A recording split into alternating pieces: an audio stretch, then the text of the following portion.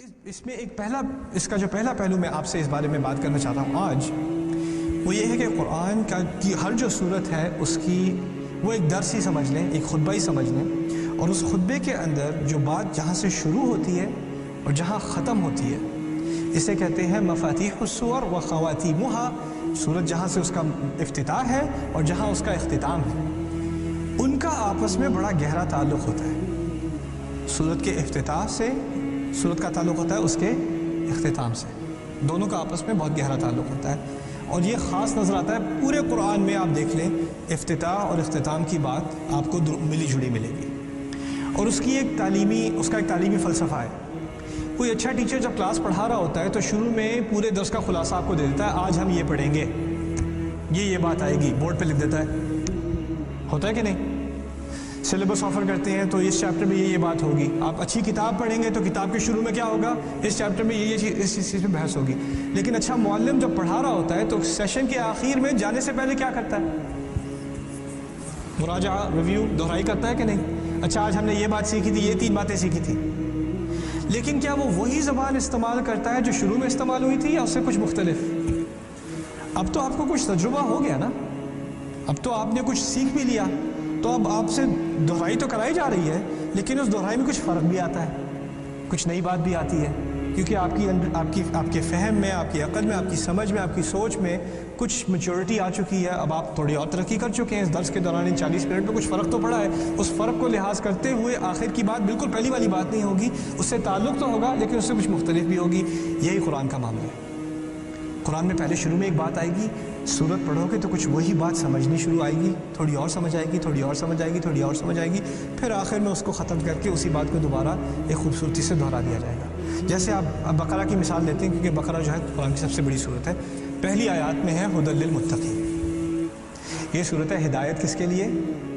تقوی والوں کے لیے۔ اب جب آپ شروع میں پڑھیں کہ یہ ہدایت تقوی والوں کے لیے ہے تو پھر آپ کو یہ لگے شاید کہ تقوی تو بڑے خاص لوگوں کا وصف ہے، بڑے خاص لوگوں کی پہچان ہے، میں تو بس مسلمان ہوں، متقی تو دور کی بات ہے۔ ذرا تو یہ ہدایت تو ہے، لیکن یہ ہدایت کچھ اونچے طبقے کے لوگوں کی ہے، کچھ بہت پہنچے ہوئے لوگ ہیں ان کے لیے ہدایت ہے، میرے لیے کہاں ہدایت ہے؟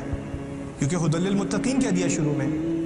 اب بعد میں تھوڑی سی وضاحت تو متقی کون ہیں اور کون اس ہدایت سے فائدہ اٹھائیں گے، وہ شروع میں بات آ گئی، لیکن اگر آخر تک آپ کو بات سمجھ نہ آئی ہو تو پھر ایک بہت اہم بات آخر میں آ گئی، جس سے پہلے جو ہدایت ہے متقی کی وہ بات واضح ہو گئی۔ اللہ تعالیٰ فرماتے ہیں آخر میں لا یکلف اللہ نفسا الا وسعها، صورت کے آخر کی بات ہے۔ بات کیا ہے؟ اللہ تعالیٰ کسی پر ایسا بوجھ نہیں ڈالتا جو اس کی استطاعت سے، اس کی قدرت سے اوپر کا ہو، اس کو وہ سنبھال نہ سکے، اس کے بس کی بات نہ ہو، اس کو ایسا بوجھ نہیں دے گا اللہ تعالیٰ۔ یعنی اگر کہا کہ یہ ہدایت ہے تقوی والوں کے لیے، اور آخر میں کہہ دیا کہ میں کبھی کسی کو ایسی ذمہ داری نہیں دیتا جو اس کے بس سے باہر ہو، تو تقوی تمہارے بس کی بات ہی ہے، تقوی کی صلاحیت تمہیں ہے، اسی لیے تمہیں ہدایت دی جا رہی ہے۔ اگر تم اس کے قابل نہ ہوتے تو تمہیں ہدایت نہ دی جاتی۔ اگر تم اس کے قابل نہ ہوتے کہ صبح اٹھ کے نماز پڑھ لو، وقت پہ 5 نمازیں پڑھ لو، تو تمہیں نمازوں کا حکم نہ دیا جاتا۔ اگر تم اس کے قابل نہ ہوتے کہ حلال کما سکو تو تمہیں حلال حرام کی تمیز نہ سکھائی جا سکتی۔ قرآن میں شروع میں بس اشارہ ہی تھا الذین یؤمنون بالغیب، کس چیز پر ایمان ہے لوگوں کا؟ غیب پر ایمان ہے، جو چیز اندیکھی ہو اس پر ایمان ہے۔ اچھا اس کی وضاحت کہاں آتی ہے؟ آخر میں پڑھیں کل آمن باللہ وملائکتہ وکتبہ ورسلہ، یہ کس بات کی وضاحت ہے؟ غیب کی وضاحت ہے نا۔ ایمان لے آئے اللہ پر، اس کی کتابوں پر، اس کے ملائکہ پر، اس کی کتابوں پر، اس کے رسولوں پر۔ رسول کو رسول ماننا بھی غیب کا ایمان ہے، پتہ ہے؟ لوگ کہتے ہیں نہیں رسول کیسے غیب کا ایمان؟ تو رسول تو نظر آتا ہے، رسول تو نظر آتا ہے، لیکن اس کو رسول ماننا غیب کی بات ہے۔ آدمی ہے آپ کے سامنے، لیکن اس آدمی کو رسول کہنا وہ غیب کا ایمان ہے کہ اس پہ فرشتہ آتا ہے، اس کو کتاب دیتا ہے، نہ آپ کو کتاب نظر آ رہی نہ فرشتہ نظر آ رہا ہے، یہ غیبی کا ایمان ہے نا۔ تو رسول کو رسول ماننا بھی غیبیات میں سے ہے، ٹھیک ہے نا۔ پھر تیسری بات الذین یؤمنون بالغیب والذین یؤمنون بما انزل الیک وما انزل من قبلک، وہ ایسے لوگ ہیں جو آپ پر نازل کیا گیا اس پر بھی ایمان لاتے ہیں، جو آپ سے پہلے نازل کیا گیا اس پر بھی ایمان لاتے ہیں۔ اچھا یہ کیونکہ میرا موضوع ابھی نہیں ہے لیکن کیونکہ آیت آ گئی ہے تو بہانے سے ایک اور بات آپ کے سامنے پیش کر دوں، وہ یہ کہ کچھ حضرات کا یہ عقیدہ ہے کہ رسول کے بعد بھی نبوت کا دائرہ کھلا ہوا ہے، نبوت کا دروازہ کھلا ہے، کچھ لوگ نبی ہونے کا دعویٰ کر سکتے ہیں، خاتم نبوت جو خاتم ہو نبوت کا، اس کا مطلب یہ نہیں کہ نبوت ختم ہو گئی، ہو سکتا ہے کہ وہی اس کے بعد دوبارہ بھی آ جائے، اور ہو سکتا ہے کہ آ سکتی ہے، اس میں کوئی حرج نہیں۔ اس کا جواب آپ کو بہت زیادہ ایکیڈیمک اور بہت ریسرچ اور بہت زیادہ ان کی تنقید کرنے کے بجائے سیدھا سا جواب ہے قرآن میں، اور وہ سورہ بقرہ میں ہے۔ اللہ تعالیٰ نے بہت واضح الفاظ میں کہہ دیا کہ متقی کون لوگ ہیں؟ جو ایمان لاتے ہیں اس پر جو آپ پر نازل ہوا اور جو آپ سے پہلے نازل ہوا، آپ سے بعد کی نازل ہونے کی کوئی گنجائش نہیں، اور اگر تقویٰ چاہتے ہو تو یا اس پر ایمان لاؤ یا اس سے پہلے پر ایمان لاؤ، اس کے بعد پر ایمان لانا تقویٰ کے خلاف ہے۔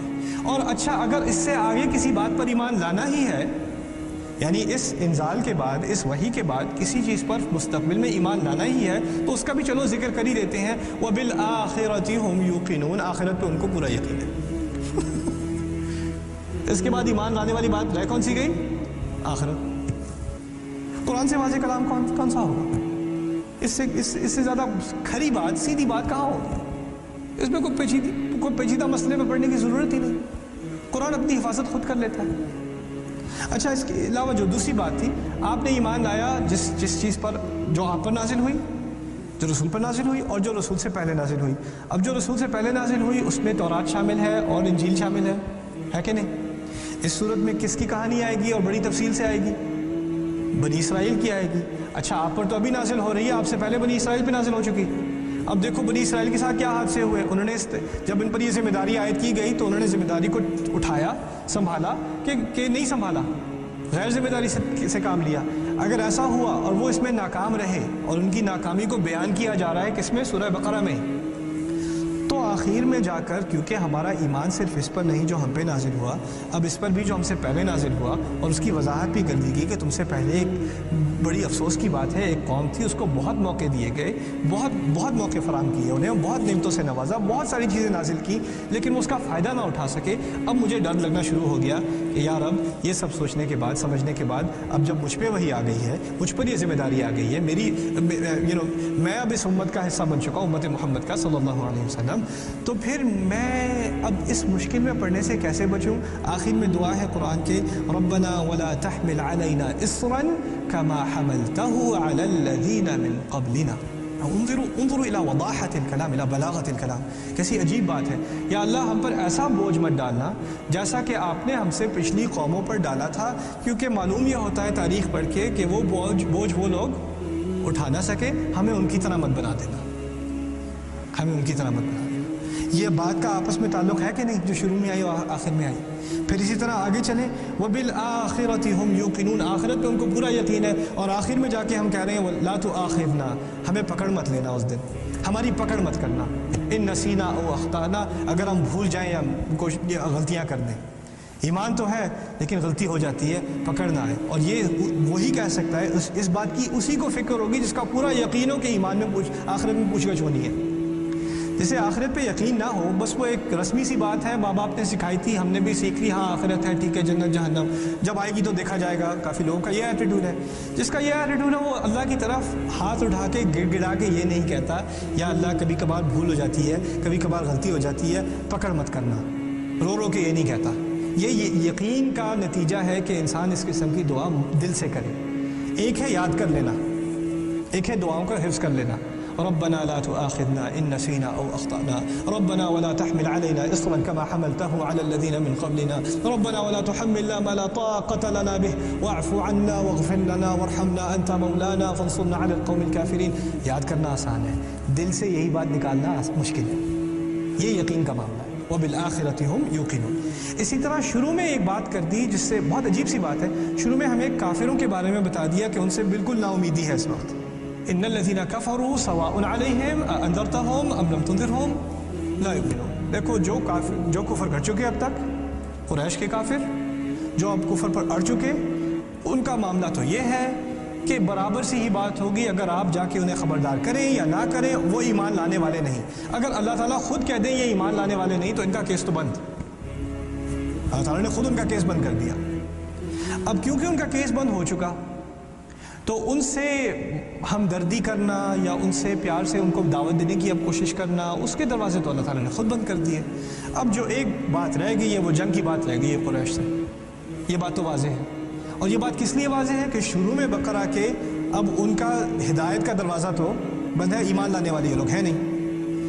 اب کیونکہ یہ بات واضح ہو چکی تو آخری کلام بقرہ میں کیا ہے؟ فَانصُرْنَا عَلَى الْقَوْمِ الْكَافِرِينَ، ہماری مدد کر کافر قوم کے خلاف۔ کیونکہ اس قوم میں کوئی امید نہیں بچی تو اب ان سے صرف دشمنی ہی کی توقع رکھی جا سکتی ہے۔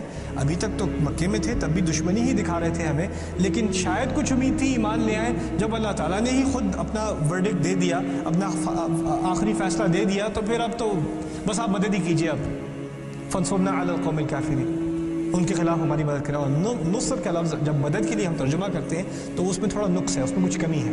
مدد کے لیے عربی میں بہت سارے الفاظ ہیں، المساعدہ، الامداد، الاعانہ، اور پھر یہ ہے لفظ النصر، اور الفاظ ہیں الاستغاثہ۔ لیکن ان میں سے جب نصر کا لفظ اور نصرت کا لفظ اور نصر کا لفظ استعمال ہوتا ہے تو ان الفاظ کے معنی ہوتے ہیں جنگ کے دوران یا کسی مصیبت کے دوران کسی کے خلاف تمہاری کوئی مدد کرنے آئے تو اسے نصر کہتے ہیں۔ فنصرنا سے ہی یہ بات نکلی کہ جنگ شروع ہو چکی ہے۔ فنصرنا، ساعدنا علی القوم الکافرین، استغثنا علی القوم الکافرین، ایدنا علی القوم الکافرین۔ ان سے یہ بات نہ نکلتی کہ جنگ ہے، فنصرنا سے نکلتی ہے کہ جنگ ہے، مخالفت ہے، پوری مخالفت ہے۔